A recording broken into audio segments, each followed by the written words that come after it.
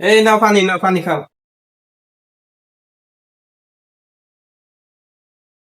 উস্তাদ, আমার দাও একটু খাই।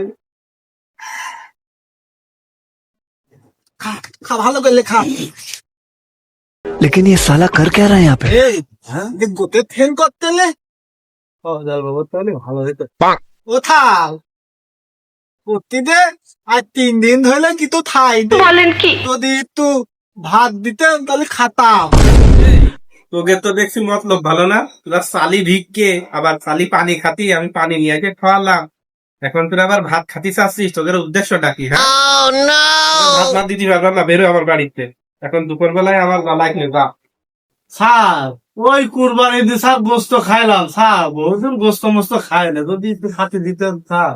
তোরা যা যা, তোদের তো ইমোশনাল হতে হবে না, তোরা আমার বাড়িতে হাঁট, আমার বাড়িতে হাঁট।